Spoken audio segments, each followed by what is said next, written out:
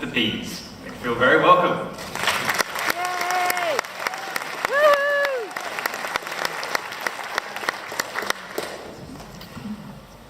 When people hear the word bee, they usually think of the European honeybee. But did you know there are in fact 2,000 species of native bees to Australia? These are the bees that I love, that give me a real buzz, and the ones that we really need to protect, because they're often better pollinators compared with honeybees for wildflowers and fruit and veggies. Whilst honeybees are the queens of mass media, if we can take a lesson from cats and cane toads, honeybees, as an introduced species, could be harming our native wildlife. Both honeybees and native bees need flowers for food, and if there's not enough to go around, honeybees could outcompete native bees, causing them to starve. They could do this through physical competition, and if there was a fight-off, we can expect that honeybees would win. Many of our native bees are much smaller than honeybees, some less than 3 millimeters long. As you may have noticed, I'm a bit vertically challenged. So a fight between a native bee and a honeybee would be like trying to defend myself against Mike Tyson.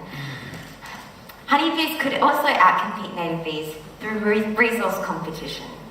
Imagine back when you were a kid and you and your sibling were vying over some lollies. You could go to these lollies and eat them all first, leaving nothing for your sibling. With honeybee colonies having 80,000 bees and being very effective at locating flowers, it's likely that our native bees would lose out.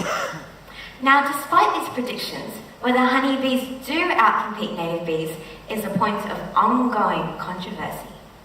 We don't want to make rash decisions and end up in a sticky situation, because the Australian honey industry is renowned worldwide, but we also have a rich biodiversity of native bees. So I set out to get to the bottom of this. Over 2 years, across 14 sites, I've been recording the numbers of native bees and honeybees and seeing if there's a negative correlation between the two. So, what did I find? Are honeybees outcompeting native bees?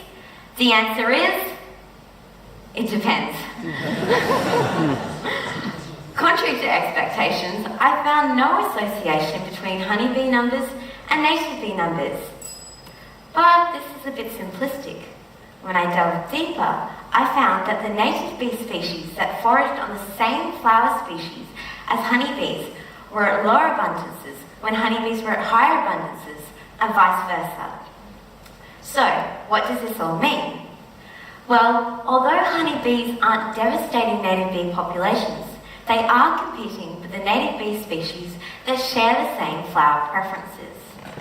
What this means is that to strike a balance, we need to increase the number of flowers that both honeybees and native bees prefer so that they can coexist. What a sweet solution. Yeah.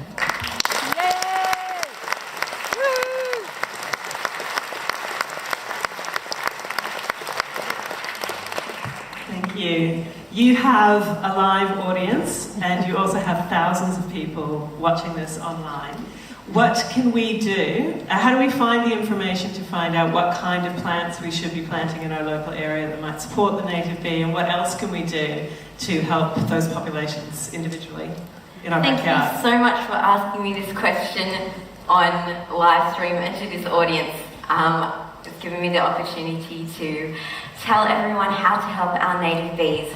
So many of our native bees are quite different in their foraging preferences from honeybees in that they're quite specialised. And so they co-evolved with our native flora in Australia. So we really need to emphasise planting native flowers and retaining bushland remnants because those are the key habitats for our native bees. We can find out information on how to help native bees and the flowers that they need, and sorry about the self-promotion, but I have a Facebook group called Bees in the Burbs in a Biodiversity Hotspot, and it's got information there. I've made up a little one-page PDF of the flowers that the native bees need. I also have a book on native bees, the flowers that they need, and also bee hotels, which is something that you can make for the native bees to nest in, because native bees They don't live in colonies, in hives like honeybees.